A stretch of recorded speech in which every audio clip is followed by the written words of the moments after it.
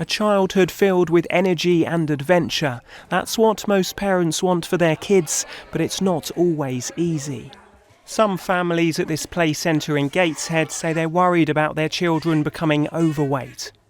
Very much so, really. It's something that me and my husband are very keen on preventing in our girls. All the unhealthy stuff tends to be a lot cheaper than the healthy stuff. Convenience foods and that are chock full of sugar and salts. When you get the till and it is at the front, it's really difficult. So if there was something like a healthier snack at the tills, that would definitely be a bit easier. Parents here are doing their best with nutritious choices, but it's clear many others aren't finding the right balance. Our region has some of the highest rates of childhood obesity in the country. In 2014-15, 23.7% of children here were overweight or obese at the start of primary school. 2 years on, that figure had risen to almost a quarter. And by the time our children reach the end of primary school, more than a third are overweight or obese. That's also continuing to rise as the problem continues to grow.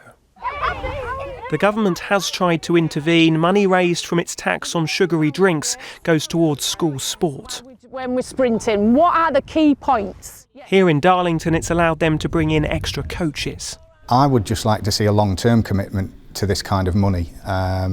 It was doubled last year, which again had a huge effect on us as a school. My fear is that at some point it will go away. Pupils here say they are conscious about not being overweight. I just think that I want to be fit and healthy, not eat rubbish. They should also just make sweets and chocolates overpriced a little bit more. To put you off them? Yeah.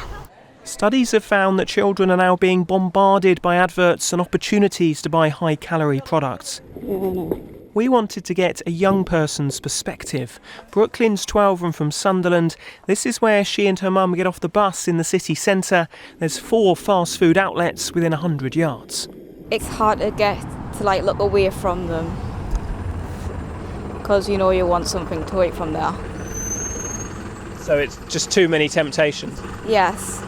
The council says it's working to manage the number of takeaways, but Brooklyn's mum admits they've been to some of them here together. Just easy to, it's a treat really. Yeah. Do you feel guilty about that as a mother? If it's only on the odd occasion, then it's not so bad. Jamie Oliver fronted the fight to improve school food.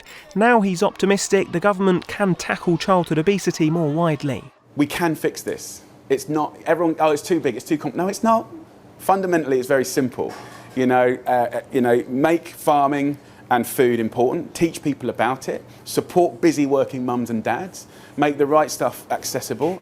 How many of those teaspoons do you think are in it?